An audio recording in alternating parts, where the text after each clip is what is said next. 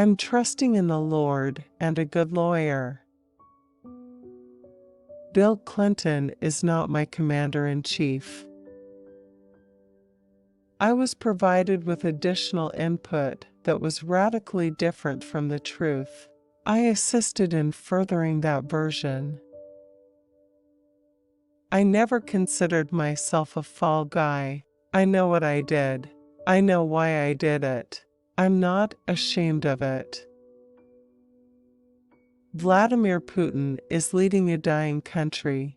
Vladimir Putin's regime exports three things: petroleum products, coal, natural gas, and hydrocarbon energy in the form of petroleum. Number 2, it exports arms. And number 3, it exports people. I was authorized to do everything that I did.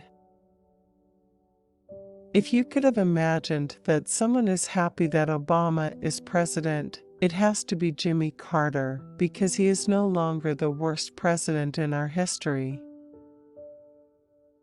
The National Security Council's real role is to coordinate the various activities of the government of the United States in the furtherance of American foreign policy.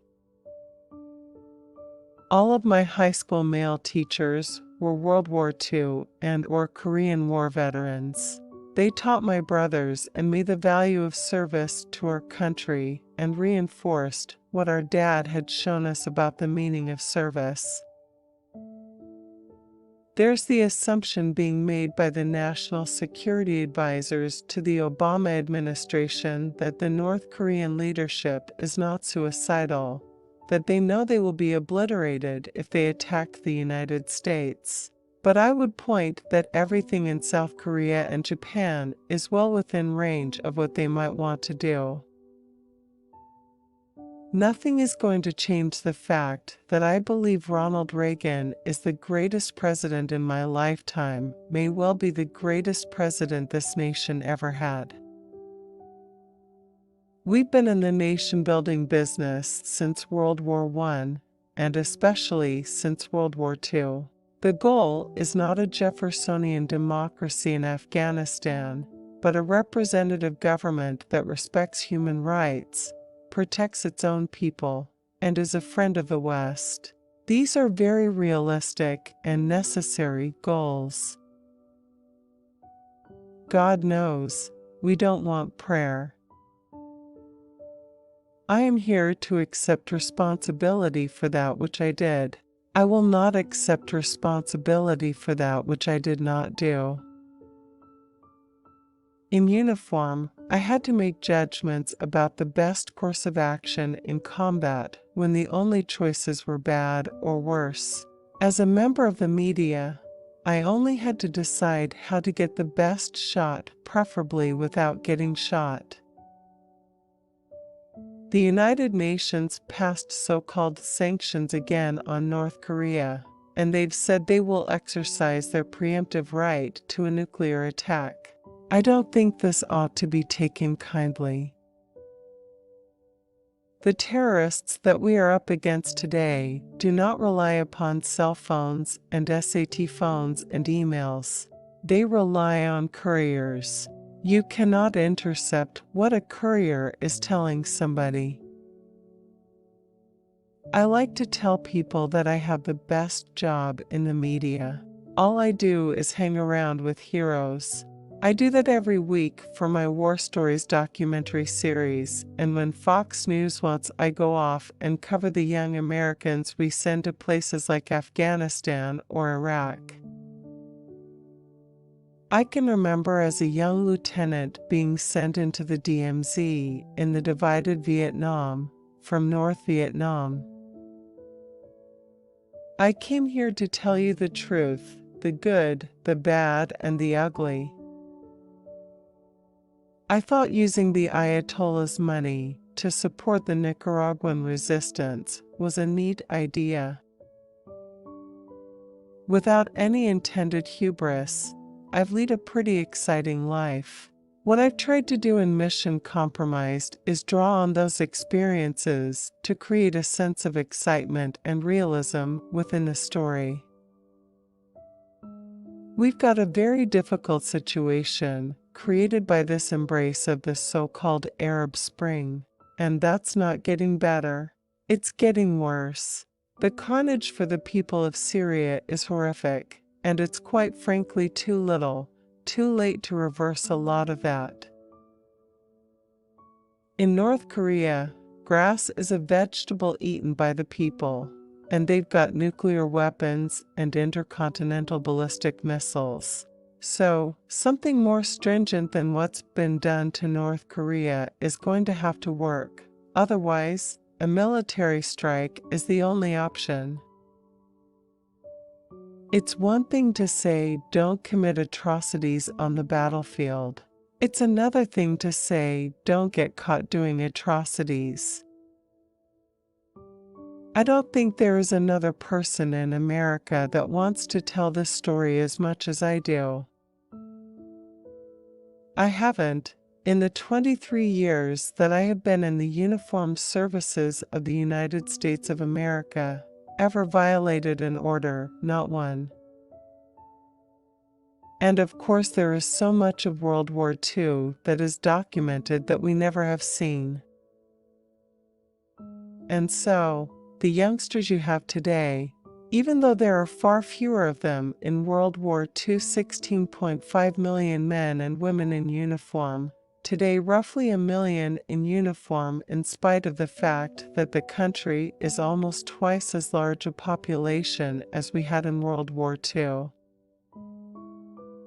I think as a rifle platoon and company commander your view is about 1,000 meters in front of you, and you hope you can cover that ground and not have to back up and give it up again.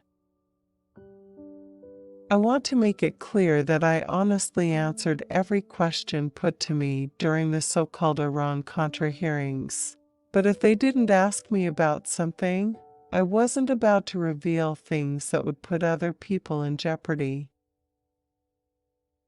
I would not trade you $1 billion for the kids I led to combat in Vietnam or in fact any of the Marines that I served with for a quarter of a century.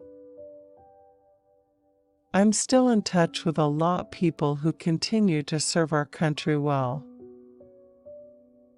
In my first book, Under Fire, I wrote that I revered Ronald Reagan. That was 12 years ago. I still feel that way. I think he changed the world for the better for my children and my children's children. In World War II, the book you have in front of you, it was said, and it is probably true, that there was not a single American who did not know the name of somebody serving in uniform. Today, only 2% of the people know the name of someone serving in uniform.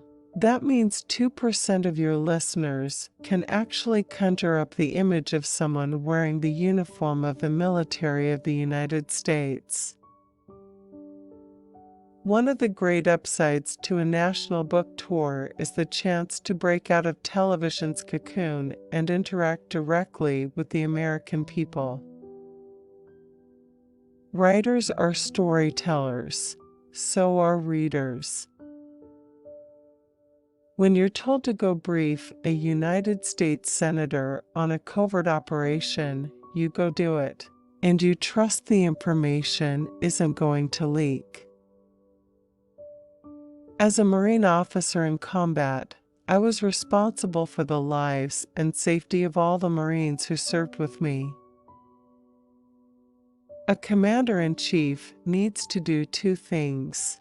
1, tell us who the enemy is, and 2, say we are fighting to win. The lesson of Pearl Harbor ought never to be forgotten, and of course the motto that came from that, 69 years ago, the war which my dad fought, was remember Pearl Harbor, never again. We need to keep that to mind. The American people need to tell their member of Congress that we need a strong defense to protect us and to prevent wars. We can't get away with simply leading from behind and gutting our defenses. The Obama administration has turned a blind eye to radical Islam since before they came to office. If you look at everything that's transpired since the famous Cairo speech in 2009, it's all been an embrace of those who are the most radical elements in that part of the world. That is not a good sign for America's foreign policy. My mom told me a long time ago, never get in a fight with a lady. I'm a military guy. I'm not a political character. My wife said to me, "You never understood what we were going through back home, did you?" And I didn't. And I have to confess that. What's been happening in Iraq, what young Americans wearing flak jackets, helmets, and flight suits have done is created the circumstances under which Iraq can become our closest ally in that part of the world and still have a representative government. And that's going to be a very good thing considering what's going on in that neighborhood.